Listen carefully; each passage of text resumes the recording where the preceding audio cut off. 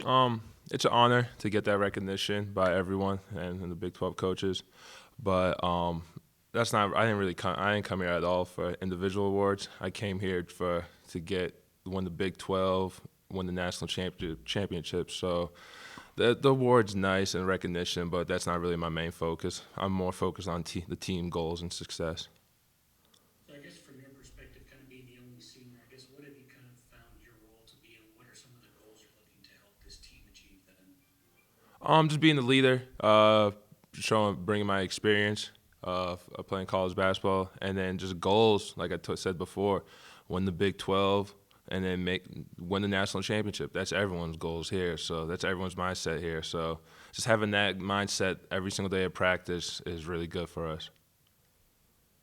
So I know when you first came from high school to obviously college, you were about 275 and you kind of got down to about 245. I guess what did it take you to kind of do that? And I guess what does that kind of show you just personally about what you're able to kind of accomplish when you do have a goal in mind to focus on? Um, just coming into college, I knew I had to lose weight if I wanted to play at this level, and then just every single year just improving on my body because I always feel like I can. And then to be honest, I honestly feel like this is the best shape I've ever been in my life. And just focusing, it's just not you got to focus on the court wise, but also the nutrition and keeping your body right because you can't put bad stuff in and expect you to make good results. You get what you put in. All right, Ryan. Hey Marcus, I'm wondering what it was like to go through the recruitment process completely virtually and having to enter the transfer portal knowing that you couldn't really take any in-person visits. Um, People thought it was hard, but for me, honestly, it wasn't really hard. Like my main focus was to go somewhere that's winning culture and can compete for a national championship. I remember the first day, me and Coach Beard talked on the phone. All we talked about was winning the national championship. So the whole recruiting process wasn't really hard for me. I just had I knew what I wanted to go into school, and Texas Tech checked all the boxes. All right, Billy. Hey Marcus, I know you just mentioned that you didn't come here to win any individual awards, but having that award, does it add any more motivation to this team that it's quite stacked actually? We don't pay attention to any of that stuff. We just make sure we focus that we compete and get the best out of each other every single day. So all the outside noise, we don't pay attention to it at all. So we just let it be. We just focus on what's going on in this area, in this group, in this team. Joe.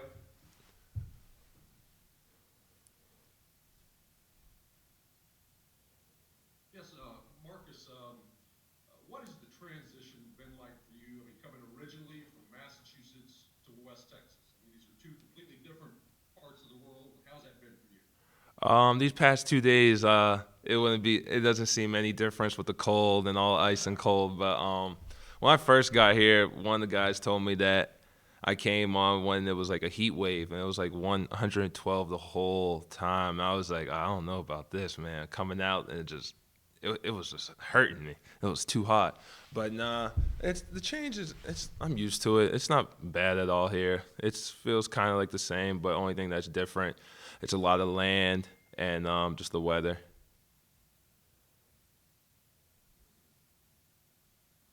All right, Nathan.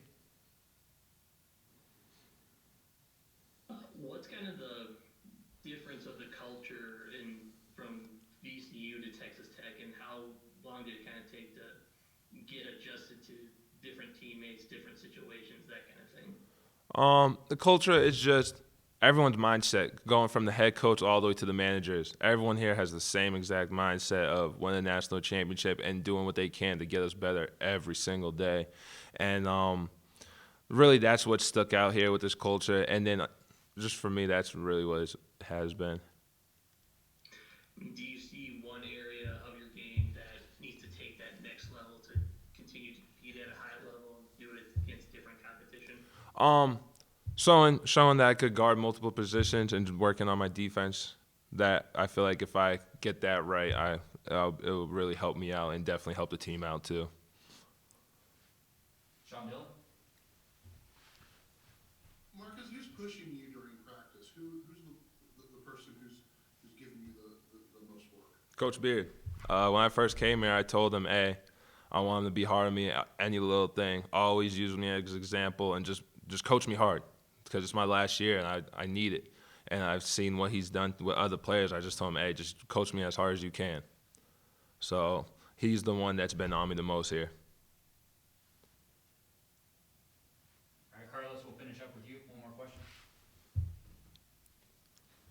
Marcus, I guess when you first made your initial decision to transfer, I know you spoke to some NBA teams. I guess what was some of the feedback you received from them, and I guess what are some things that the coaching staff here is giving you to let you know that you are kind of making those strides to get to that next level where you do want to play at the end of the collegiate career? They told me I need to focus on my free throws, shooting, and my defense, and then being able to handle the ball and finish more on my right. And when I first talked to Coach Beard and the staff, they was talking about, hey, we're going to work on the first thing we're going to work on is my free throw, and I think we spent I want to say 4 or 5 weeks basically the whole summer just focusing on my free throw, and there's been drastic improvement from it, and then it led to now me having more confidence shooting the mid-range, and just everything they told me in the recruiting, it's happening. Yeah, it's a great question. Simple, but really, really good. What I've seen is a competitiveness where the guys really compete. We've had very few moments, if any, where lack of effort or lack of playing hard or lack of being competitive is an issue. I think the next part of that question, what would I like to see, is kind of what I have seen. I've seen a lot of just kind of lack of execution, sloppy from time to times. No different than any other team, 8 or 9 practices in, but we've got an internal, kind of expectation and plan around here where we want to be good. So I think we all feel that urgency to make sure we have great days. But, I would tell you I see a lot of competitiveness, but I see lack of execution as well. And then come to Papa. That's the song? Yeah, that's the song that Okay. unappreciated. I'm going to check that out today. Come to Papa.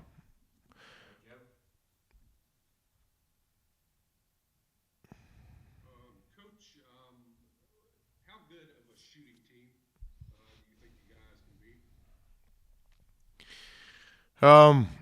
be? Shooting's always a complicated deal. There's guys, there's players, there's teams, there's moments where a guy can really shoot, and then there's a whole nother different thing when the lights come on. In our program, we talk a lot about green light guys, 300 club. We want to have a roster where everybody on the team can, hit a three-point shot if needed at a different time or circumstance. And right now, there's some optimism. It could be argued that this could be one of our best shooting teams ever.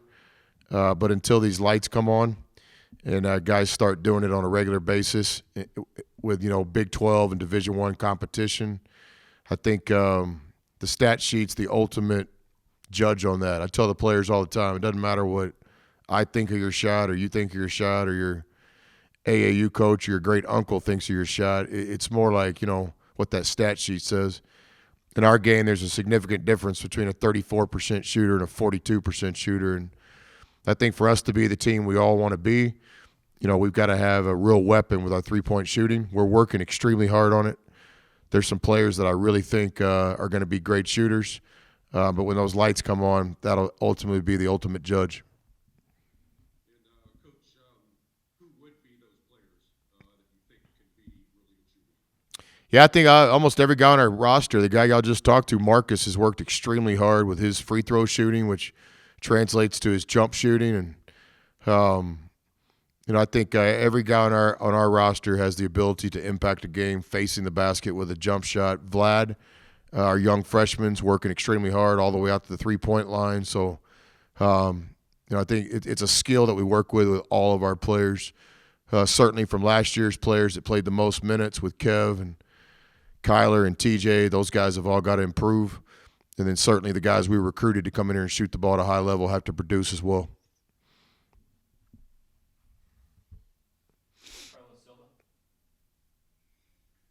Coach, I know we just spoke to Marcus, and he had mentioned the free throw shooting with you, that was one of the first things that he kind of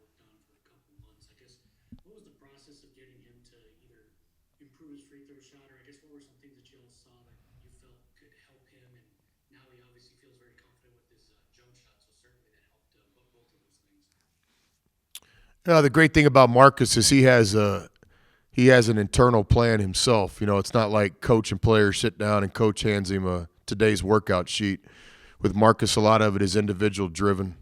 He and I are on the same page with everything. So he's a guy that wants to get better. He's mature and experienced and thick-skinned enough to want the truth. He doesn't live in like la-la land. He understands what he's good at and what he's got to improve on. So with his free throw shooting, it was just an obvious, glaring mark on the stat sheet, last year at VCU where he knows he has to improve that. His talent gets him fouled a lot, and so now it's just about calming down. He's got a nice stroke. Those guys at VCU did a great job coaching him, and I always kind of think it's our job to make sure he has his best year ever, which he should. It's his last year in college basketball. But I got a lot of respect for those coaches at VCU, and he was coached at a high level. We're just trying to do our part. When you mentioned that the first thing he told you was that he wanted to be coached hard, obviously that had to be a little endearing to your heart, certainly. But what was the first time when you kind of coached him hard and you realized that that really was what he wanted? Because he either, I guess he had a positive reaction to it, if that makes sense. Yeah, it was early on, Carlos. It might have even been day one. He's a guy that he holds himself accountable. He wants a coach to hold him accountable. He wants teammates to hold him accountable. And then he wants to play on a team where he can hold other people accountable as well. So he's got the lookings of a great leader. And I don't want to put all the pressure on his shoulders, but I know he doesn't mind me doing that or saying things like this. He's one of the main leaders of our team. He's our only senior. We have really, really high expectations on Marcus.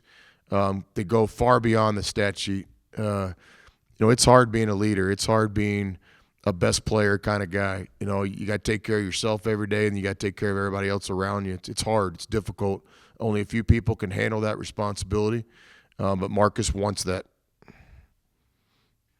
Last one from me in terms of Marcus. I guess just when you kind of mentioned that being the only senior, I guess what are some of the things that you kind of embrace with him? Because I know obviously the seniors are kind of the thing that you hold dear to your heart in terms of the college basketball story. I guess what does it mean for him to be the only senior here and for him to kind of embrace that leadership role? Not necessarily being a guy that's been there so many years, but he's been here and he's willing to accept that he's going to be that leader for this whole team. Well, I think with Marcus, you got to think about probably the key word is trust. It's difficult to come in somewhere your first season and be put in a leadership role. So number one, the coaches have to trust him, and we do. That trust was formed in the recruiting process, in countless hours of evaluation, of real talk with Marcus, straight up recruiting, no fluff, an appreciation of what he's been in the past, talking to people that have played with him, coached against him. So we almost kind of come in, not necessarily a blind faith, but it's a unique situation. It's kind of probably similar to the NBA and free agency where you sign a guy on to be your captain from day one. On the other side, I don't want to talk to Marcus, but Marcus also has to have that trust. Like, even though I've never coached him, he has to kind of trust me from day one coming in here. And we've executed it really well around here with grad transfers and with one-year transfers. Been doing it a long time, even before I was at Texas Tech. I do think it's one of our best skill sets. I'm not saying that we're the best in college basketball coaching guys in one-year settings, but I do think we are as good as anybody. I think we understand it a little more than the next guy, and we put guys in positions to be at their best early on. But there's a lot of trust, not only us trusting Marcus, but Marcus has to trust us too. And so the first time, I say something to Marcus a little uncomfortable, we don't have time to mess with, what's coach thinking. We got to get to the basics. Like, hey, that's my coach. Let's do this. And Marcus has been great.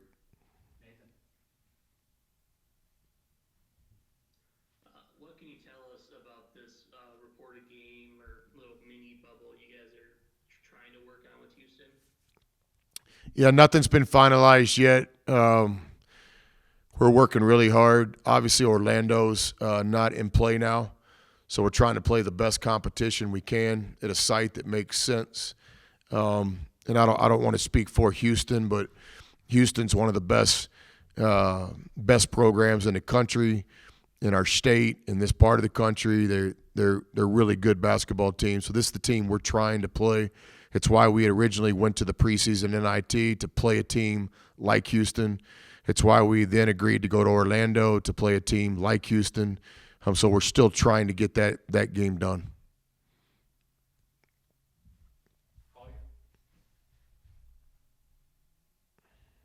David, are you there? Yeah, sorry. Along those lines, Coach, or anybody else from that bubble that's not going to happen now in Orlando that you guys might potentially try to get here or meet somewhere else?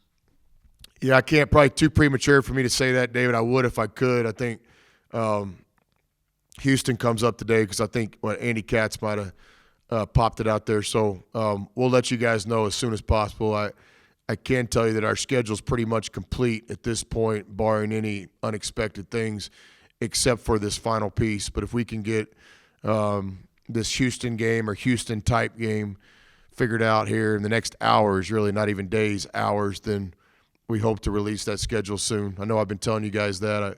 I promise we're trying to get it done. You guys will be the first to know. And one other thing, I know Marcus kind of mentioned it. You don't necessarily care about the preseason accolades, but if anything, I took from the Big 12 stuff today, at least the rest of the coaches are on your side with getting Mac eligible. Are you appreciative of them at least recognizing Mac, even though his eligibility is kind of still up in the air? I didn't even see that. I really don't even know what you're talking about. I know that Marcus got some type of honor because somebody told me that coming in here, but got to be real careful how I comment about Mac. I mean, I've been really clear. I 100% with no reservation at all think that he should be afforded the right to play college basketball this year. In my opinion, his decision to transfer was a decision in a lot of ways out of his control. Appreciative of Georgetown supporting the fact that they want him to be able to play immediately. We, again, are patiently waiting the process. I've got to be careful how I say it, but I've been really clear. I think that Mac will play college basketball this season. It's the right thing. It's the right thing for our game. It's the right thing for the student athlete. It's the right thing, period. Final question goes to Joe. Yeah, Coach, you talk about trust an awful lot. Who are some of the guys that maybe you've identified on your roster right now that would be guys that you can really trust once the rubber hits the road? Yeah, I hope I get to the point, Joe, where all the players I feel that way about, and I hope that we get to the point where all the players feel that way about us as well. Basketball, it's an intimate deal. It's these guys' lives. It's our life, my life. It's trust is a big part of it. Trust can be earned, trust can be lost at times, but I think right now, not to single out any one player, two players, but I would tell you that Avery Benson, somebody that I trust. I know what Avery's all about during the tough times and the good times. I know what Avery stands for. I know the sacrifices Avery's had to make to be on this team. I know that Avery cares about one thing above all, winning. I know that Avery has my back. I feel the same way about him. Right there with some of these other guys, too, that played for us last year, obviously. But to answer the question specifically, Avery's one of the only guys I've ever had a chance to coach now 4 years. Trying to think back, Wes, if I coached anybody 4 years? Yeah, Thomas Brandsma I coached for 17 years, but Avery's a little bit better player than Thomas, so I always think of Avery first. But, Avery Benson, to me, is everything right about college basketball.